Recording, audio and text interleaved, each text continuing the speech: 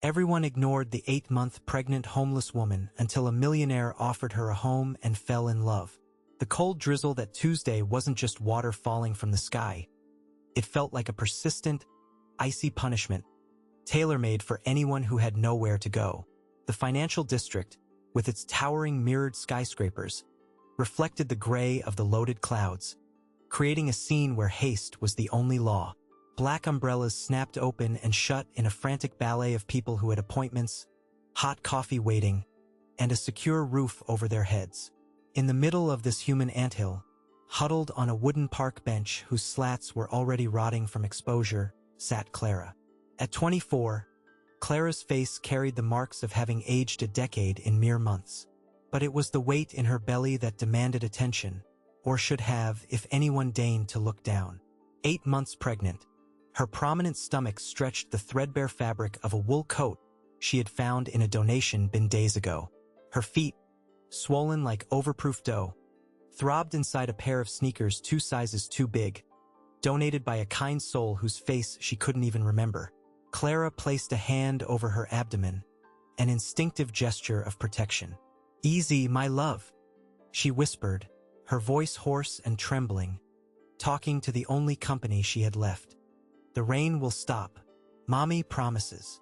The promise was empty, and she knew it. The hunger, that sharp pain that knots the stomach and causes dizziness, had already morphed into chronic weakness. It had been 2 days since she'd had a real meal, only scraps of a stale pastry a bakery was about to toss out. Clara's life hadn't always been this way. Months earlier, she made up hotel beds with the precision of someone proud of their work. She had a rented room, plans to save money for nursing school, and the simple dream of having a family. But life sometimes has a cruel way of pulling the rug out. The unplanned pregnancy came with the abandonment of her boyfriend, a man she believed was honest, but who vanished the moment he heard the word father. Then came the layoff, cost-cutting, they said, but she knew a pregnant chambermaid was seen as a liability.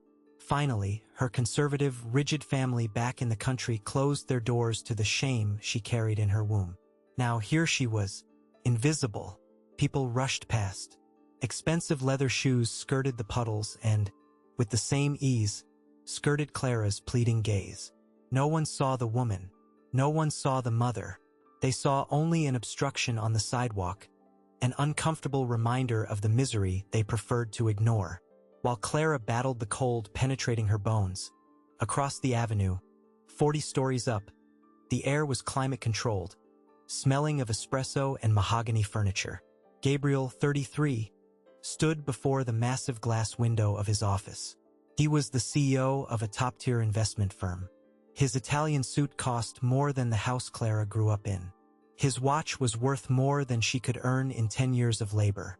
But if someone looked deep into Gabriel's brown eyes, they would see a reflection of the same desolation that inhabited Clara's gaze. Behind him, an oval table was surrounded by 12 men and women discussing profit margins, mergers, and acquisitions. Excited voices debated millions as if they were pocket change. "Gabriel," called the CFO impatiently, "we need your vote on the Southern Branch acquisition." Gabriel didn't turn around. He watched the rain below. The cars looked like toys, the people like ants.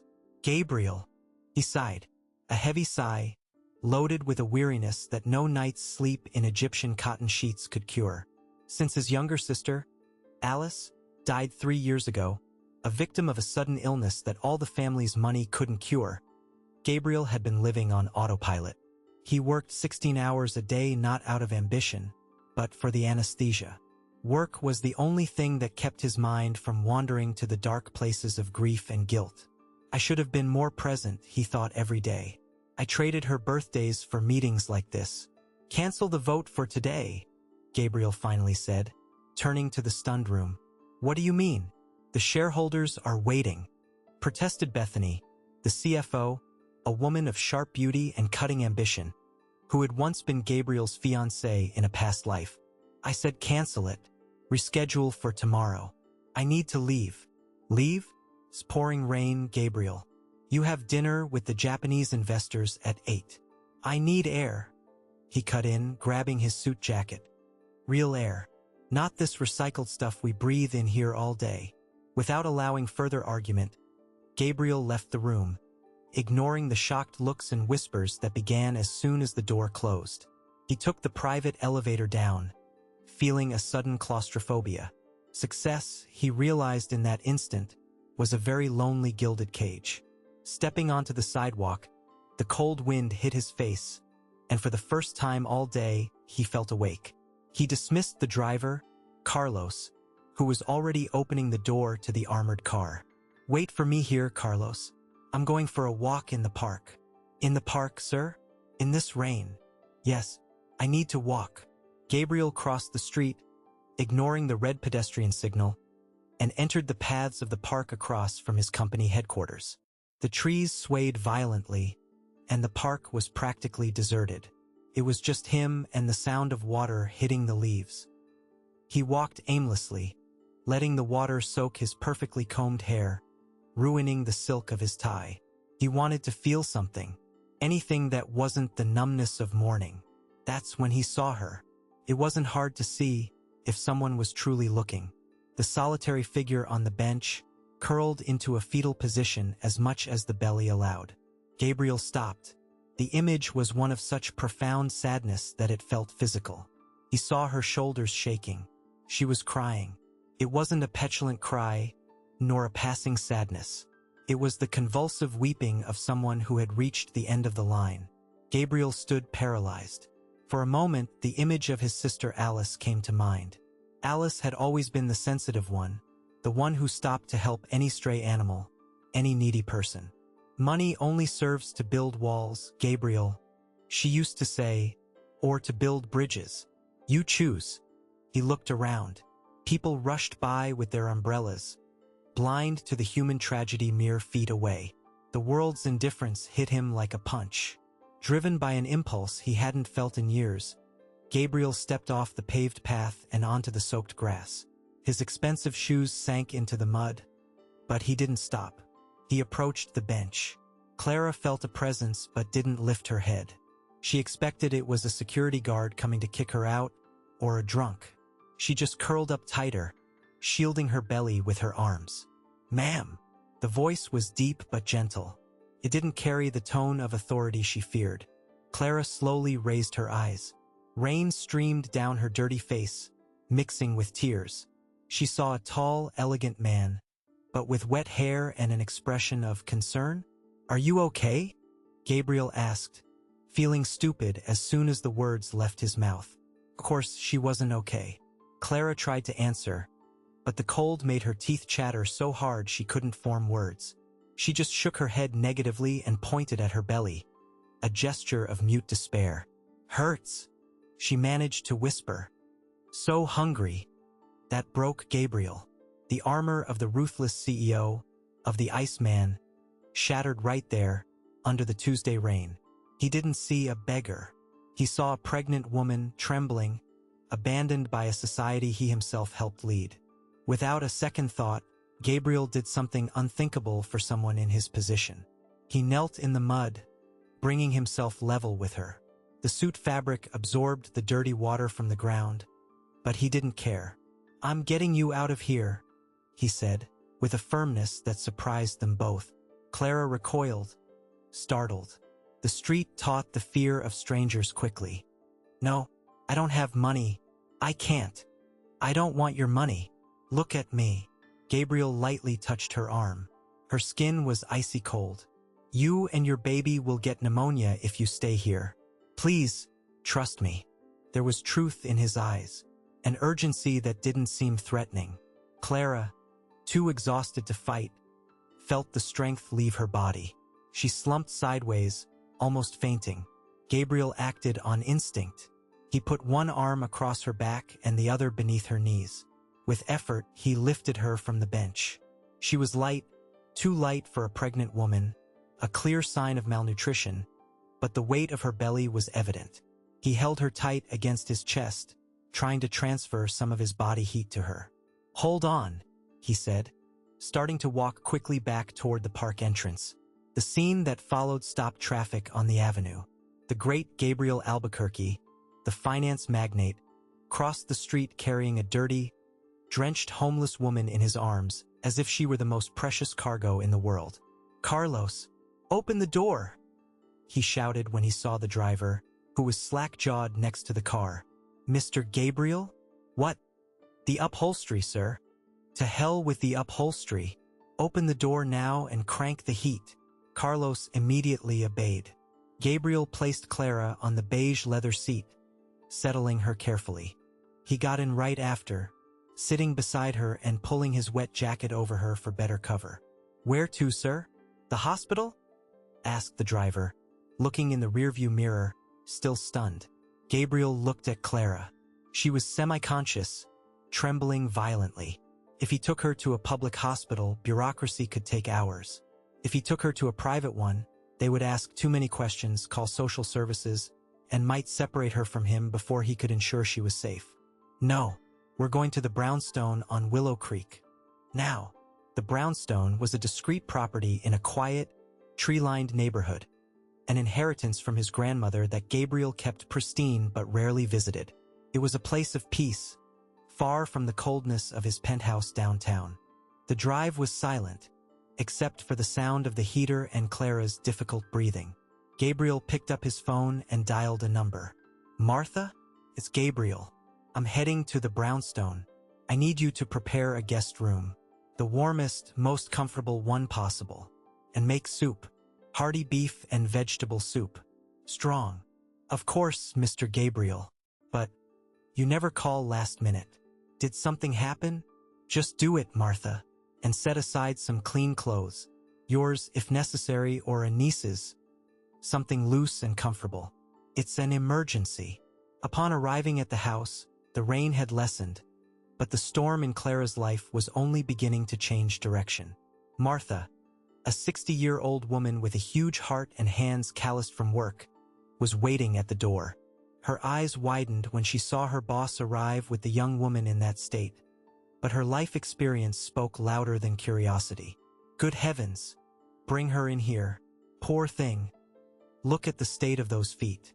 In the following hours, the house transformed.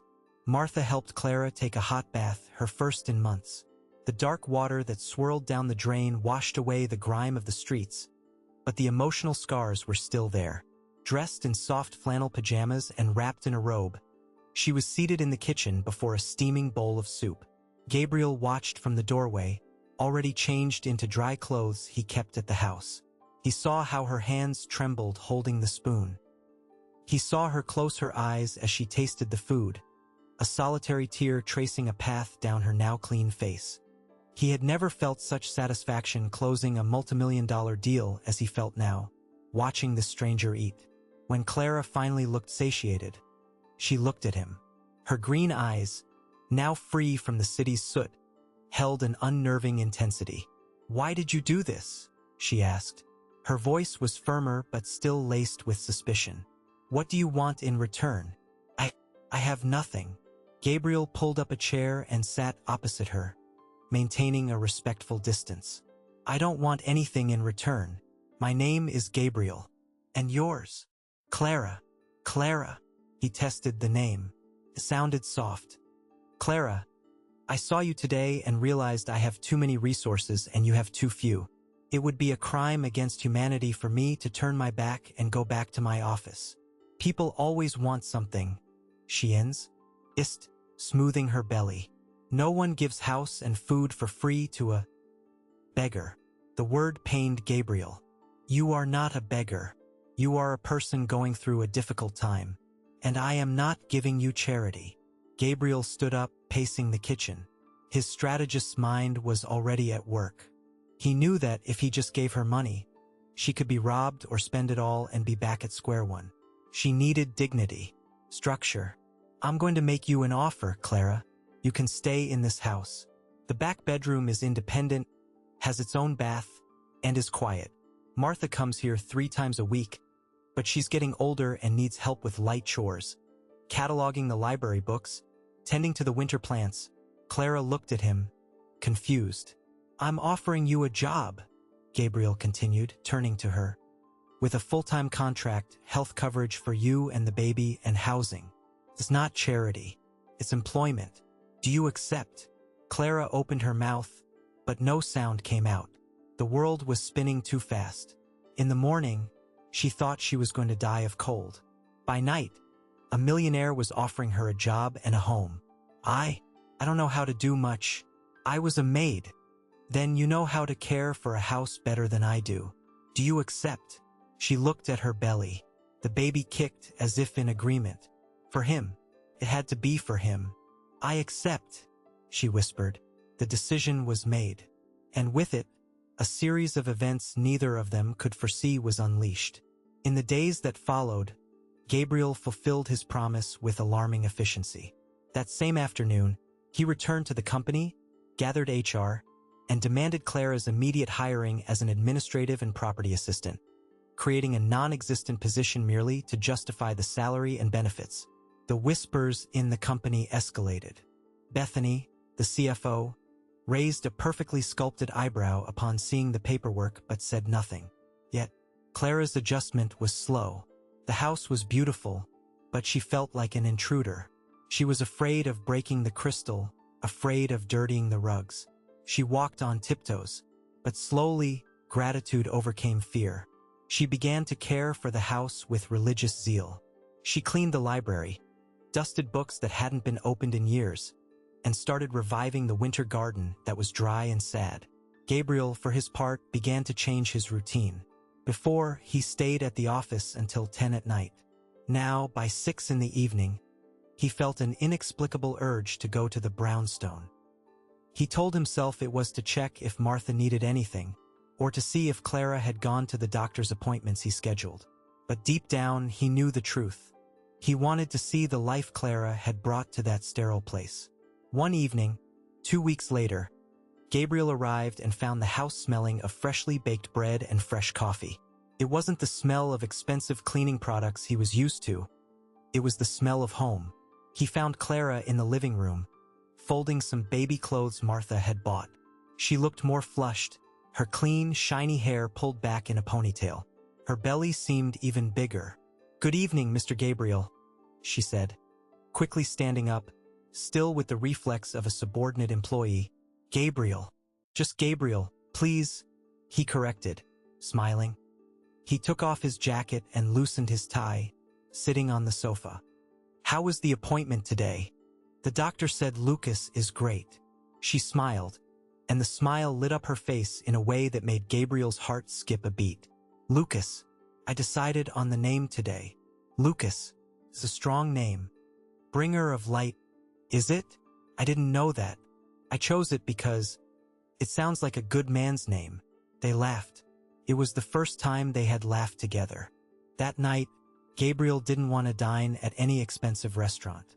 He stayed there, eating freshly baked bread and listening to Clara tell him about her childhood on the farm, about climbing trees, and about how she dreamed of being a nurse. In turn, Gabriel opened up as he hadn't in years. He talked about the pressure of the company, the loneliness of living in an empty penthouse, and, his voice choked with emotion, he spoke of Alice. "She would have liked you, Clara. She used to say that true nobility isn't in blood, but in the ability to get up after falling." Clara looked at him with a newfound tenderness. She no longer saw the millionaire boss. She saw a wounded man who needed care as much as she did. The relationship between them grew in this safe space, built on honest conversation and comfortable silence. But real life, with its literal and figurative storms, was about to test this bubble. It was on a Thursday evening that the storm hit. A violent summer rain, with thunder that rattled the windows. Gabriel was at the brownstone, reviewing contracts at the dining table, while Clara finished drying the dishes. Suddenly, a loud crack was followed by total darkness. The neighborhood power grid had failed. "Oh!" Clara cried from the kitchen. Gabriel jumped up, knocking over his chair. Using his phone flashlight, he ran to the kitchen. "Clara? Are you all right? Did you get hurt?"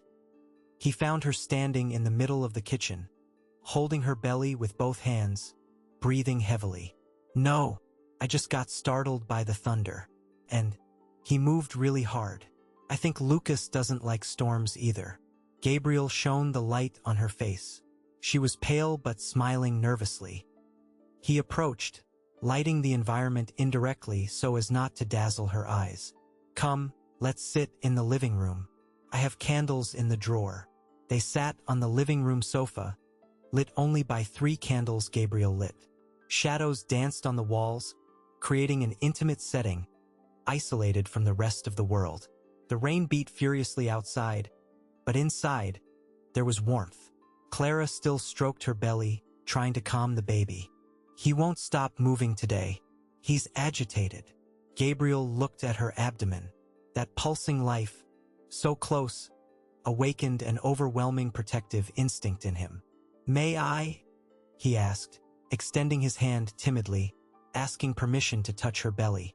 Clara hesitated for a millisecond, but then nodded, taking Gabriel's large hand and guiding it to the spot where the baby was kicking. When Gabriel's palm touched the fabric of her shirt and felt the strong, vigorous movement beneath the skin, time stopped. It wasn't just a kick. It was the affirmation of life against all odds. It was proof that the future existed. Gabriel's eyes welled up with tears. He looked at Clara, and the distance between boss and employee, between rich and poor, between savior and saved completely dissolved. "He is strong," Gabriel whispered, his voice thick with emotion. He's a fighter." "Like his mother," Clara replied, her eyes fixed on his. In that moment, by candlelight, a silent promise was sealed. Gabriel did not remove his hand. "Clara, I want you to know something. No matter what happens, no matter what they say out there, I will not let anything bad happen to the two of you. Lucas will have the opportunities you didn't have. And you will never be alone in the rain again." Clara's heart raced. There was something in his voice, something that went beyond kindness. It was affection. Was it love? She felt a warmth rise in her face. For the first time in a long time, she allowed herself to believe that happiness wasn't a fairy tale for others, but something that could be hers too. "Thank you, Gabriel," she said, and for the first time, she held his hand firmly, interlacing their fingers over her abdomen. They stayed there in silence, listening to the storm outside, united by that small kicking being, oblivious to the fact that another storm, much more dangerous and fueled by envy and human malice, was already brewing in the corridors of Gabriel's company, ready to try and destroy everything they were starting to build. But for now, in that dimly lit room, they had each other. And that seemed to be enough to start a new life. That's life, folks. One moment you're at rock bottom, invisible to the world, and the next, a hand reaches out and changes everything. But will Clara and Gabriel's happiness survive when the past comes knocking and envy tries to poison this nascent love? What would you do if you were in Gabriel's shoes? Risk everything for a stranger or listen to reason and society? This story is far from over. Their love is strong, but the trials will be even greater. Drop a comment below. Do you believe love can bloom in such extreme situations? Type, "I believe," if you're rooting for this couple. Don't forget to like this video, subscribe to the channel so you don't miss the continuation, and hit that notification bell. Part 2 brings twists that will leave you breathless. See you then. The storm that night passed, and the light returned to the brownstone. But something fundamental had changed between Gabriel and Clara. That hand stretched over the belly, feeling the kick of little Lucas, wasn't just a gesture of curiosity. It was a pact. In the days and weeks that followed, life in that house gained a new color. The gray of Gabriel's loneliness began to be painted with tones of normalcy and affection he hadn't known. Clara, fulfilling her promise to work and not just receive, transformed the environment. It wasn't just the immaculate cleaning or the neatly pressed clothes. It was the smell. The house, previously smelling of closed-up furniture and chemicals, now smelled of life. It smelled of homemade cornbread in the afternoon, fabric softener drying in the sun, of freshly brewed coffee. Gabriel, the Iceman of the financial market, began to melt. His routine changed drastically. Before, he invented meetings just to avoid returning to his empty mansion. Now, by 5:30 in the afternoon, he looked at his watch impatiently. He dismissed his driver and drove himself to the brownstone. The official excuse was still checking if the employee needed anything. But no one believed that anymore, not even himself. They created rituals. Dinner wasn't served by white-gloved waiters. Gabriel took off his jacket, rolled up the sleeves of his dress shirt, and sat at the kitchen table with Clara. She, with her belly growing larger each day, would talk about her day. "Lucas is agitated today, Gabriel. I think he heard loud music from the neighbor and started dancing." Gabriel would laugh.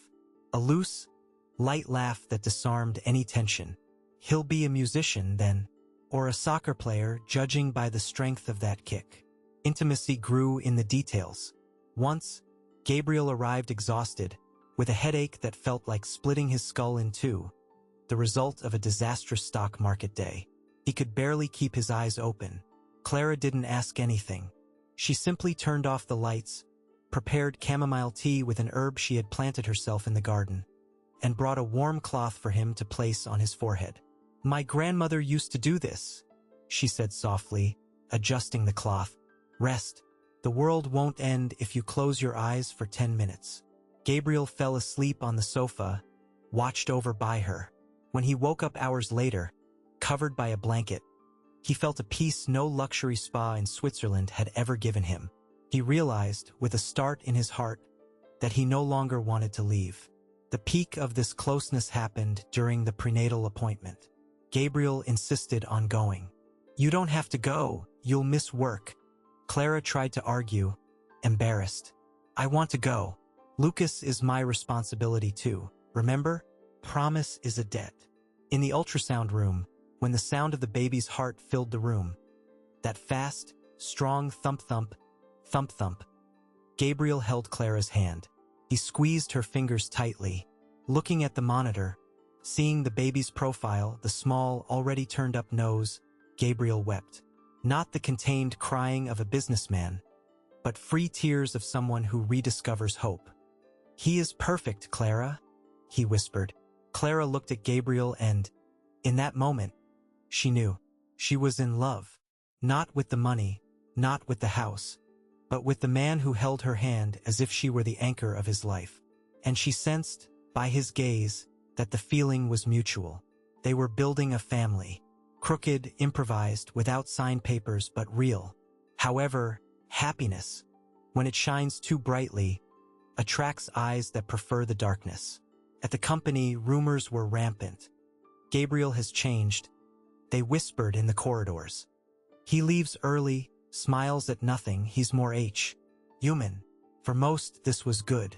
For Bethany, the CFO and Gabriel's ex-fiancée, it was a red alert. Bethany was a woman who didn't accept losing.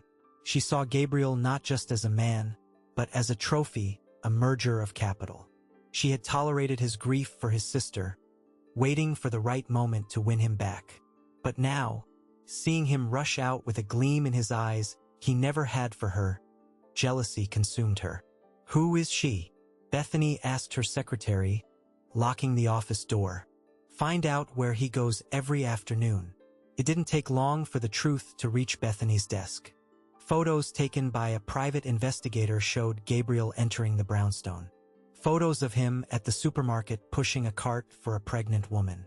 Photos of him smiling at Clara in the park. "A beggar," Bethany hissed, throwing the photos onto the desk in disgust. "He replaced me with a pregnant pauper. This is humiliating." But Bethany was smart and cruel. She knew causing a scandal wouldn't work. Gabriel was stubborn. To destroy him, she needed to attack where he was most vulnerable, his trust. She knew of Gabriel's trauma, the deep fear he had of being used because of his fortune, a fear that dated back to childhood. Bethany hired an investigator with a specific mission: find the dirt, and if there's no dirt, manufacture some mud. The investigator went deep. He discovered Clara's identity and, more importantly, discovered who the baby's father was. A young man named Tyler, involved in petty larceny and grifting in the neighboring city, who had abandoned Clara as soon as he heard about the pregnancy. It was the ammunition Bethany needed. With surgical coldness, she assembled a fake dossier. She mixed real facts with devastating lies. She created fake text message exchanges, supposedly between Clara and Tyler, dated weeks before the meeting in the park. In the fabricated messages, Clara wrote, "I've located the target. He's rich and emotionally unstable. I'm going to use the pregnancy. He'll fall for it hook, line, and sinker." It was a masterpiece of malice. On a Friday afternoon, as Gabriel prepared to leave and take a crib he had bought to the brownstone, Bethany entered his office. She had the grave demeanor of someone carrying bad news. "Gabriel, we need to talk. It's about the company and your security." "Not now, Bethany. I'm in a hurry." "It's about Clara," she said, releasing the name like venom. Gabriel stopped, his hand on the doorknob. "What do you know about Clara?" Bethany placed the black folder on the glass table. "I did what you, blinded by loneliness, failed to do. I investigated who you brought into your home, near your assets, and your heart." Gabriel felt a chill down his spine. He walked to the table and opened the folder. As he read the documents, the photos of Clara's deadbeat ex and, especially, the fake messages, Gabriel's world collapsed. The phrase, "He'll fall for it hook, line, and sinker" burned into his retina. This can't be true," he stammered, but his voice failed. "Gabriel, look at the facts." Bethany approached, placing a hand on his shoulder, feigning solidarity. "The meeting in the park? Too much of a coincidence. She was right in front of your company. The baby's father is a known con artist. It's the perfect scam. The belly is the ideal disguise. She saw you were vulnerable from Alice's death and she struck. The poison went straight into Gabriel's bloodstream. The insecurity, the old fear of never being loved for who he was but only for what he had, exploded. The image of the sweet, caring Clara began to distort in his mind, transforming into the image of a manipulative actress. She lied. Gabriel slammed the folder shut violently. "The whole time. I'm sorry, darling. I just wanted to protect you before she took everything from you." Blinded by pain and the fury of feeling betrayed, Gabriel didn't reason. He left the company, but this time there was no smile on his face. There was a storm worse than the one that had brought them together. Arriving at the brownstone, he found Clara in the living room. She was finishing assembling a mobile for the crib, humming softly. When she heard the door open, she turned with that smile that lit everything up. "Gabriel, look, it's finished. Lucas will love the little stars." Her smile died when she saw his expression. Gabriel looked like the same man from that first day at the office window. Cold, distant, dead inside. He threw the folder onto the coffee table, knocking the mobile to the floor. "Gabriel, what happened?" "The show's over, Clara." His voice was razor sharp. "You can stop pretending. I know everything." Clara looked at the folder, confused, and then at him. "What are you talking about?" "Your plan. Your scumbag boyfriend. How you plan to meet me in that park to pull the gold digger scam using this child." Clara recoiled, as if she had been slapped. "Scam? Gabriel, I don't have a boyfriend. He abandoned me. I was starving. And that was very convenient, wasn't it?" Gabriel took a step forward, his eyes full of heartbreak. "Right in front of my company, just when I was fragile. How much do you want, Clara? That's what it all comes down to with people like you. Isn't it? Money." He pulled a checkbook and a pen from his pocket. Trembling with rage, he filled in a high amount, a value that would change anyone's life. He tore off the sheet and held it out to her. "Take it. It's for the service of making a fool out of me these past few weeks. Take this money and get out of my life. Leave this house now." Clara looked at the check. Then she looked at Gabriel. Tears streamed down her face, but she wasn't sobbing. The pain was so deep it silenced her soul. The man she loved, the man who promised to protect her child, was standing there, treating her like cheap merchandise, believing lies without even asking for the truth. Clara's dignity, the same dignity that kept her alive on the streets, rose within her. She didn't take the check. With a trembling hand, she touched her belly, asking her son for forgiveness for what was coming next. "I don't want your money, Gabriel," she said, her voice low but firm. "I never did. I thought you were different. I thought you saw me, but you're just like everyone else." blind to your own ego. Clara walked to the room. She didn't take the new clothes he bought. She didn't take the gifts. She picked up only her old, worn backpack she arrived with and put on her old coat. Returning to the living room, Gabriel was still holding the check, static. He expected her to beg, to confess, or to take the money. Clara placed the house key on the table, next to the folder of lies. I hope one day you can forgive yourself for this. Because I don't know if I can. She opened the door. The night was cold, but it wasn't raining. The silence of the street swallowed her. Clara left, closing the door behind her, leaving Gabriel alone with his victory. His money, and an emptiness that, he would soon discover, was far greater than before. Clara walked aimlessly for hours. The weight of her almost 9-month belly was unbearable. Without money, homeless, and now with a shattered heart, she eventually found refuge in a rundown apartment complex on the east side. A damp, small room that an elderly woman, Mrs. Elena, rented out of charity in exchange for help with sewing. There, lying on a thin mattress on the floor, Clara cried until she had no more tears. Depression embraced her tightly. She lost her appetite, lost her glow. The baby, sensing his mother's sadness, stopped kicking with such force. Meanwhile, in the mansion, Gabriel tried to return to his life as an implacable CEO. But the brownstone, which he visited days later, was untouched. The broken mobile lay on the floor. The smell of baking had vanished, replaced by the smell of dust. He had won. He had gotten rid of the scammer. But, sitting on the sofa where they listened to the rain together, Gabriel felt a physical pain in his chest. He looked at the check Clara had left on the floor, intact. If she was a scammer, why didn't she take the money? Why did she leave with only the clothes on her back? Doubt, a seed much more dangerous than certainty, began to sprout in Gabriel's mind. But now, perhaps it was too late. Clara was lost in the vastness of the city, about to give birth, alone and helpless, while he was locked in his ivory tower, protected, rich, and absolutely miserable. Narrator: my friends, the pain of injustice is one of the wounds that takes the longest to heal.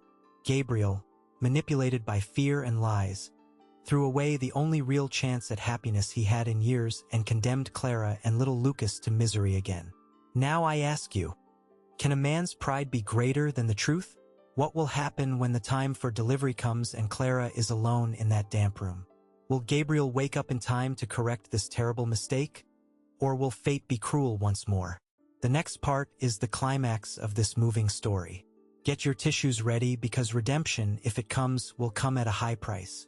Drop a comment here with the word injustice if you felt Clara's pain in that scene, and tell me, what would you have done in her place? Taken the check or walked out with your head held high? Don't forget to subscribe to the channel and hit the notification bell. You won't want to miss the surprising finale of this story in the next installment. See you then. The silence in Gabriel's mansion was not just the absence of sound. It was a physical presence, heavy and suffocating. 3 days had passed since Clara crossed that door, leaving behind the blank check and taking with her the light that, for a brief moment, had illuminated the man's life. Gabriel was sitting on the same leather sofa where, nights before, he had felt little Lucas kick.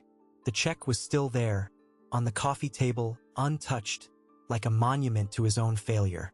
He looked at the paper, and a corrosive question hammered his mind, louder than any financial report. If she was a scammer, why did she leave the money? Scammers don't have wounded pride. Scammers take what they can and vanish. Clara had left with nothing, head held high, preferring hunger to insult. Doubt turned into an urgent need for action. Gabriel stood up, feeling his anger shift direction. No longer against Clara, but against himself and against the ease with which he had accepted Bethany's proof. He picked up the phone, but he didn't call his ex-fiancée. He called the private investigator whose name was on the footer of the dossier Bethany handed him. This is Gabriel Albuquerque. I want to see you in my office in 30 minutes. And if you value your professional license, bring the original files. All of them. The meeting was short and brutal. Gabriel didn't yell. He used the cold, threatening composure that had made him a giant in business. Pressed by the threat of a lawsuit that would lead to bankruptcy and jail for falsification, the investigator crumbled. "It was Ms. Bethany, sir," the man confessed, sweating cold. "She paid me triple to find anything. When I told her the girl was clean, that the ex-boyfriend was just a lowlife who abandoned her, she told me to create the narrative. The messages, I typed them in a simulator." The confession fell upon Gabriel like a death sentence to his conscience. He had expelled an innocent, pregnant woman based on the lies of someone who had always envied him. The image of Clara's face, bathed in silent tears as she refused the check, returned to his mind with the force of a hurricane. Gabriel dismissed the investigator and summoned Bethany. When she entered the room, smiling victoriously, she found a man transformed by contained fury. "Gabriel, darling, I thought you'd gotten over that little," she began. "You're fired, Bethany." He cut her off, his voice low and lethal. "What? You can't. I'm the CFO. You fabricated evidence. You manipulated an innocent person's life and jeopardized my child." "Yes, my child, because that's how I see him." Gabriel stood up, leaning his hands on the desk. "You have 1 hour to clear your desk. Security will escort you. If I see you near me, my company, or my family again, I will destroy you with the full force of the law. Get out." Bethany tried to argue, but seeing the fire in Gabriel's eyes, she realized she had lost. Not just the game, but the war. She left, slamming the door, taking her venom with her, but leaving behind the chaos she had created. Now, the confrontation wasn't against villains, but a guy. NST time. Gabriel knew Clara was at the very end of her pregnancy. Where could she be? How was she surviving without money, without shelter? He mobilized everyone and everything. He hired a real, ethical, and efficient search team. They scoured shelters, hospitals, and bus stations. For 2 days, Gabriel didn't sleep. He drove around the city, looking at every face in the crowd, praying to see that ponytail and that tired walk. It was on Saturday morning that a lead emerged. An old colleague of Clara's from the hotel, whom Gabriel tracked down, said she had received a quick call asking for directions to a cheap place. She mentioned a rundown place on the east side. Mr. Gabriel said an older woman named Mrs. Elena rented rooms by the day. Gabriel didn't wait for the driver.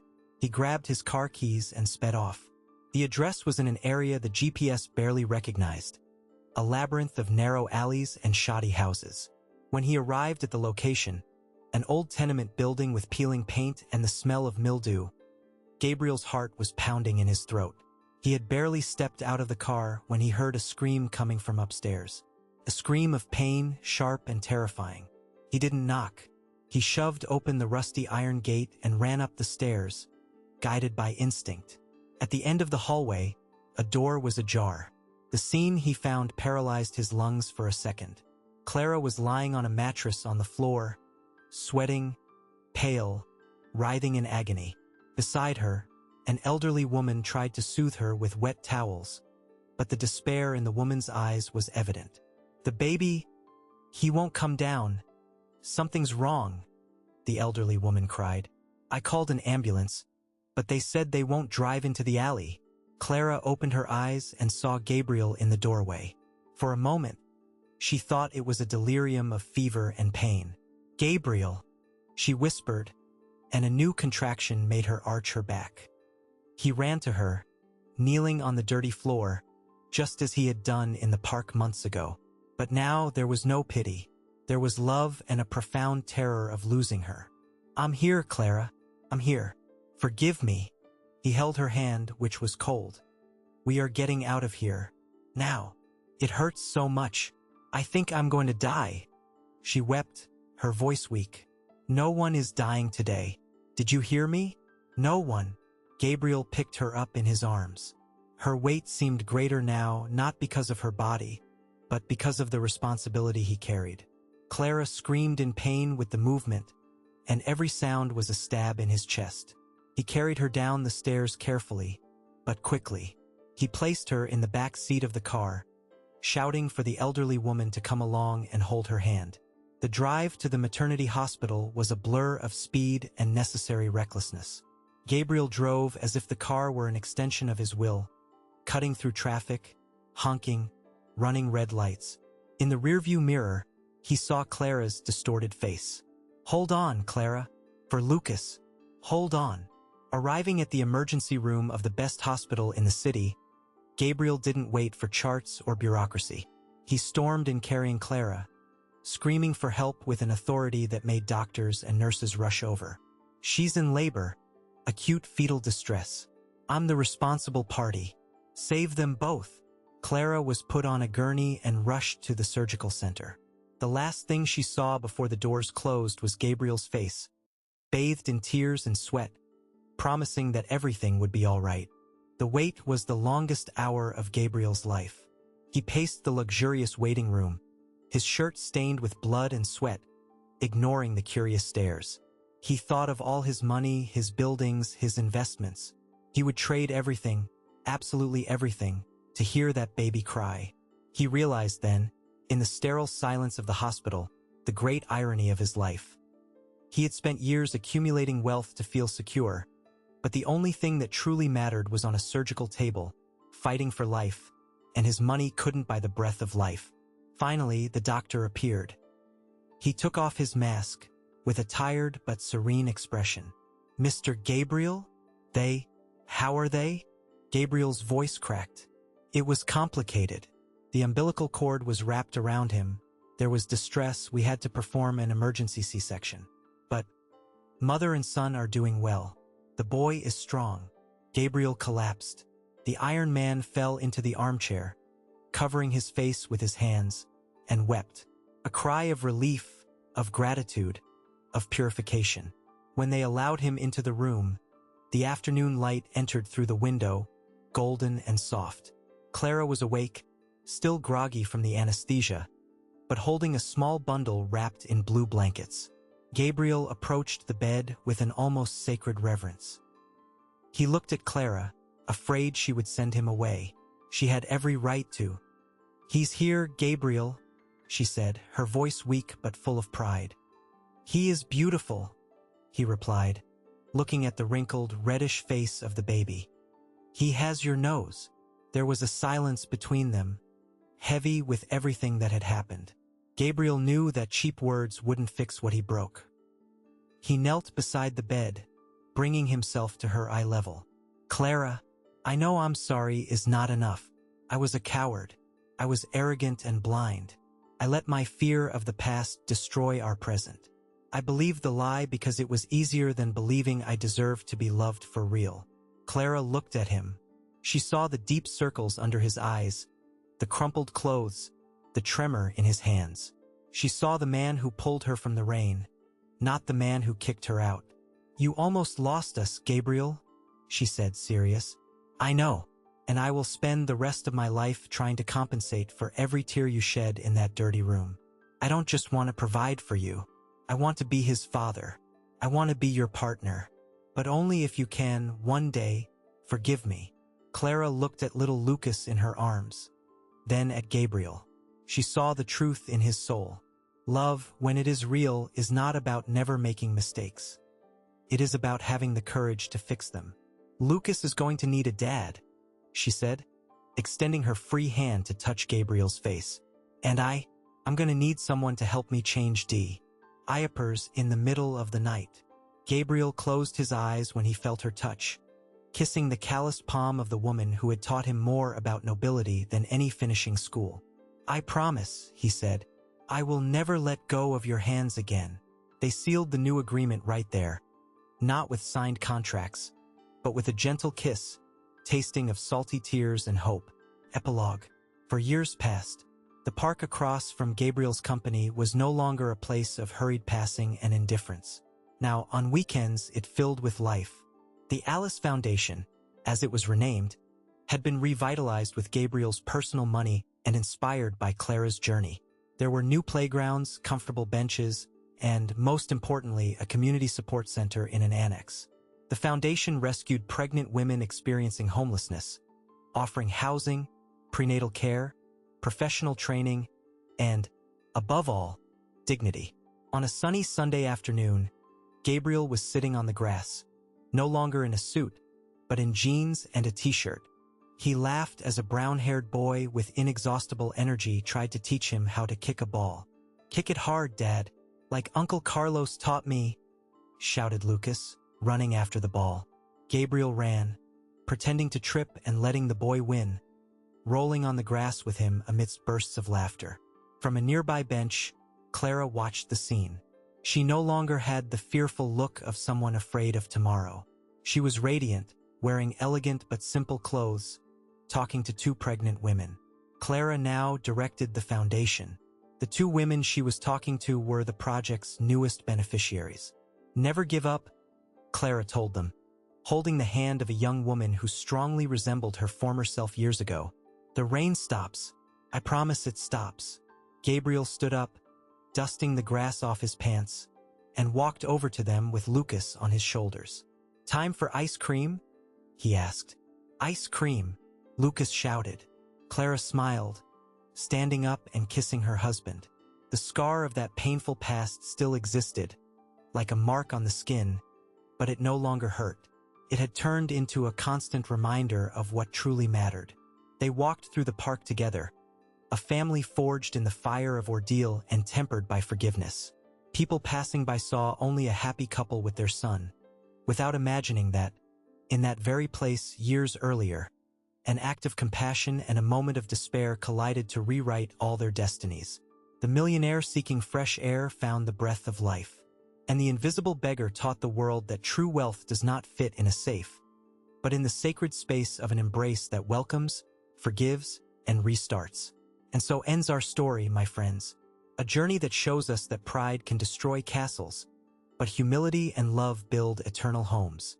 How many times do we judge without knowing? How many times do we let fear stop us from loving? Gabriel almost lost everything but had the courage to run after the emotional loss, which is the most expensive of all. Now I want to know from you, if you could give Gabriel one piece of advice at the start of the story, what would it be? Write the word forgiveness in the comments if the story touched your heart. Don't forget to leave your like, subscribe to the channel, and share this video with someone who needs to believe that new beginnings are possible. Life is made of second chances, we just have to know how to take them. Take care, and until the next story.